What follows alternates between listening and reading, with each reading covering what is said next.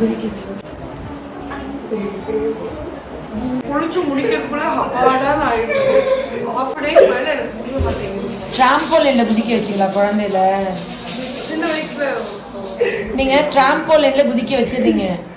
குதிக்க வச்சுட்டு ட்ராம்போலின்ல குதிச்ச குழந்தைய அதுக்கப்புறம் அதுக்கப்புறம் பெட்டில் குதிப்பான், சோஃபாவில் குதிப்பான், அப்புறம் தரையில் குதிப்பான். அப்படி குதிச்சு பழகின இது வந்து ஹேபிட் தானே, ட்ரைனிங் தானே, பழக்கம் தானே. நீங்கள் ஏன் அப்படி குதிக்க வச்சீங்க ட்ராம்போலின்ல? அது சின்ன வயசுல இவனை கொஞ்சம் போய் கரெக்டில் விட்டாங்க. இங்கே வா, இந்த பக்கம் வா. சின்ன வயசில் வந்துட்டு நிறைய எனர்ஜி இருக்குது ஆட்டிசம் குழந்தைங்களுக்கு. ட்ராம்போலின்ல குதிச்சாங்கன்னா எனர்ஜி ட்ரெயின் ஆகும் அப்படின்னு சொல்லி தப்பாக குதிக்க வைக்கிறீங்க 3 வயசு 4 வயசில். அதுக்கப்புறம் இப்படி குதிச்சுட்டே இருக்கிறது எப்படி சரி பண்ணுவீங்க? அப்போ இது வந்துட்டு நீங்கள் என்ன பண்ணணும், இடுப்பளவுக்கு மண்ணில் புதைச்சி வச்சாதான் இப்போ இந்த ஜம்பிங் ஹேபிட்டை குறைக்க முடியும். இயற்கையாக நம்ம பண்ணுறது இடுப்பளவுக்கு மண்ணில் புதைக்கிறது. வணக்கம், நான் உங்கள் டாக்டர் ஆஷா லெனின் பேசுகிறேன்.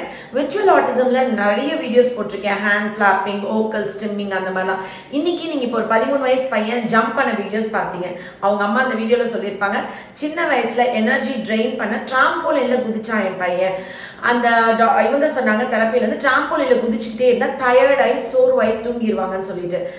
ஆரம்ப நாட்கள்ல இருந்து இயற்கைக்கு அகேன்ஸ்ட் ஆன் பண்ணக்கூடாது. இந்த மாதிரி குதிச்சுட்டே இருக்கிற பசங்க அதுக்கப்புறம் பெட்ல குதிப்பாங்க, சோஃபால குதிப்பாங்க, அப்புறம் தரையில குதிச்சுட்டே இருப்பாங்க. அது வந்து ஒரு ப்ராக்டிஸ் மாதிரி ஆயிடுது. விடாம அது ட்ரைனிங் மாதிரி, மூளைக்கு ஒரு தப்பான இன்ஃபர்மேஷன் நீங்க கொடுத்துட்டு இருக்கீங்க அப்படின்னு நான் சொல்லி நிறைய விழிப்புணர்வு வீடியோ ஏற்படுத்தினேன்.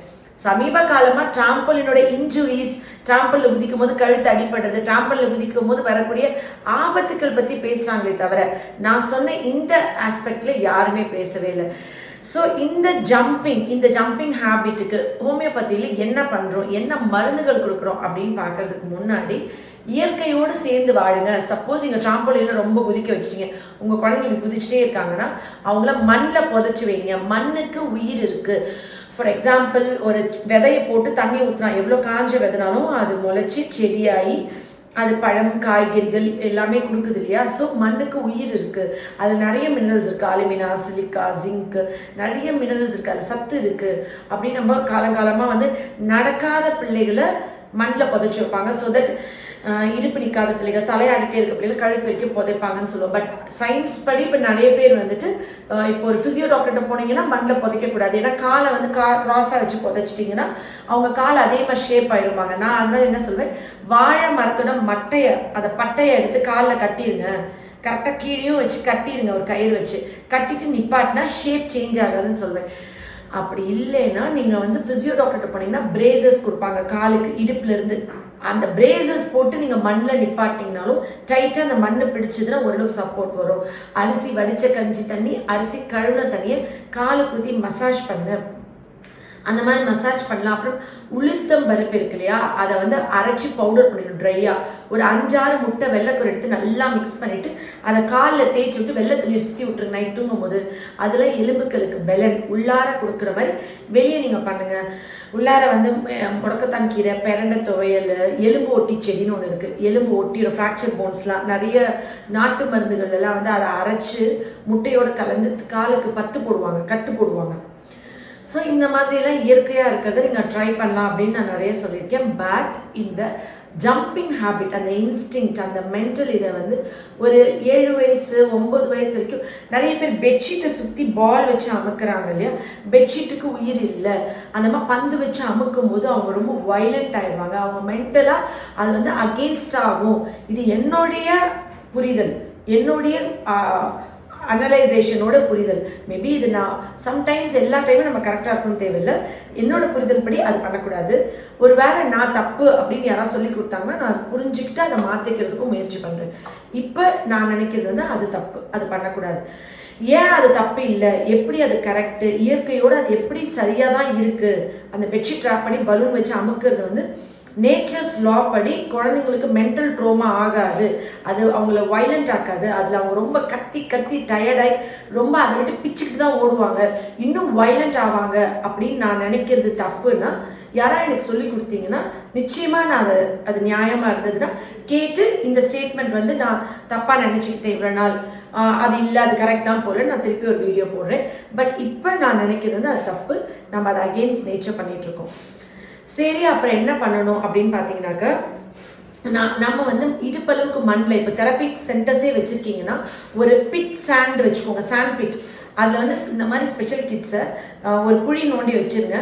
குழந்தைங்கள அங்கே நிற்க வைங்க. ஒரு பக்கெட்டோ ட்ரம்மோ ஒரு சின்ன ஹாலில் கூட இவ்வளோ ஒரு 3 மூட்டை மண் வாங்கினா போதும். அதில் வந்துட்டு அந்த குழந்தைங்கள வந்து ஒரு நீங்கள் என்ன பண்ணணும்னா அந்த இதில் வந்துட்டு மண்ணில் வந்து நிற்க வைக்கலாம். இந்த தெரப்பி சென்டர்ஸ்லையுமே இந்த பெட்ஷீட் மெத்தடை மாற்றிட்டு ஒரு குழி மாதிரி நோண்டி குழந்தைங்க அதை நிற்க வச்சு இடுப்பளவுக்கு மண்ணில் அவங்கள பரி பண்ணி ஒரு அரை மணி நேரம் நிற்பாட்டிங்கன்னா வெயிட்டிங் டாலரன்ஸு, பேஷன்ஸு, அவங்களுக்கு ஒரு அந்த டைமில் முன்னாடி டாய்ஸ் வச்சு விளையாட கற்றுக் கொடுத்தா இன்னும் சப்போர்ட் பண்ணும். வீட்டில் பேரண்ட்ஸால டிசிப்ளினாக பண்ண முடியல, பேரண்ட்ஸ் சொன்னால் கேட்க மாட்டேங்கிறாங்கன்னு குழந்தைங்க கூட தெரப்பி சென்டர்ஸில் நிச்சயமாக கேட்பாங்க. ஸோ இது வந்து ஒரு தெரப்பி சென்டர்ஸ்க்கு ஒரு ரெக்வஸ்ட் வந்து இதை அப்படியே நீங்கள் ஃபாலோ பண்ணணும். நீங்களும் இதை வந்துட்டு இந்த ஐடியாலஜியை கொஞ்சம் புரிஞ்சுக்கணும்னு தாழ்மையாக கேட்டுக்கிறேன். ஹோமியோபதியில் இந்த மாதிரி ஜம்பிங் இருக்க குழந்தைங்களுக்கு இந்த ஜம்பிங் ஹேபிட், அந்த இன்ஸ்டிங்க்ட் மாறுறதுக்கு இன்டர்னல் மெடிசன்ஸ் கொடுப்போம் டு ஜம்ப். இப்போ ஃபார் எக்ஸாம்பிள் இப்போ தேரை கீழேருந்து மேலேக்கு தாவதில்லை, தவலைனா கீழே தான் இருக்கணும், ஆனால் அது கீழே இல்லாமல் இந்த தேரை வந்து மேலே தான் எங்கேயாச்சும் இருக்கும். ஸோ இந்த நான் ஏற்கனவே தேரை பற்றி வீடியோ போட்டிருக்கேன். நிறைய குழந்தைங்க வந்து வீட்டில் மேலே ஏறிட்டே இருக்கிறது, அந்த இன்ஸ்டிங்க்ட் எல்லாமே இருக்கிறதுக்கு எல்லாமே ஒரு முக்கியமான மெடிசன். ஆக்சுவலி தேரையர் அப்படின்னு ஒரு சித்த வைத்தியர் இருந்தார். அவர் வந்துட்டு என்னென்னா ஒரு ராஜாவுக்கு தீராத தலைவலி இருந்திருக்கு. ஒரு தேரை குஞ்சாக இருக்கும்போது மூக்கு வழியாக போய் தலைக்குள்ளே போயிடுச்சு அவருக்கு. அந்த காலத்தில் வந்து ஓப்பனாக பிரெயின் சர்ஜரி பண்ணவங்க வந்து நம்ம சித்த மருத்துவர்கள் அவ்வளோ பெரிய ஞானமானவர்கள்னு சொல்கிறாங்க. அவங்க வந்து ஸ்கல்ல ஓப்பன் பண்ணிட்டாராம், தேரையை பார்த்துட்டாராம். அவருக்கு வந்து இதுதான் தெரிஞ்சு ஏதோ மூலிகைகள் ஊற்றி அந்த ஸ்கல்ல ஓப்பன் பண்ணியிருக்காரு.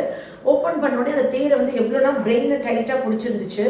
அந்த தேரையை எடுக்கும் பொழுது பார்த்தா பிரெயினும் டேமேஜ் ஆயிரும், பர்மனெண்ட் டேமேஜ் ஏதாவது ஆக வாய்ப்பு இருக்குன்னு அவர் என்ன யோசிச்சாரா, ஒரு பாத்திரத்தில் தண்ணி வச்சு சலசலப்பு சத்தம் பண்ணாராம். நீ கேள்விப்பட்டிருக்கியா இந்த கதை? கேட்டதில்ல. அந்த சலசலப்பு சத்தம் பண்ணியிருக்காரு. சலசலப்பு சத்தம், தண்ணி சத்தம் கேட்டோடனே அந்த தேரை வந்து தண்ணிக்குள்ளே தாவிச்சு பிரெயின் டிஸ்டர்ப் பண்ணாமன்னு சொன்னாங்க. இது வந்து நான் ஒரு கதையாக படிச்சிருக்கேன். இந்த தேரையிலேருந்து தயாரிக்கிற மாதிரி தான் ஹோமியோபதியில் பியூஃபோரானா. இந்த பியூஃபோன் தேரையிலேருந்து தயாரிக்கிற மாதிரி, அது தெரியுமா? தெரியும்.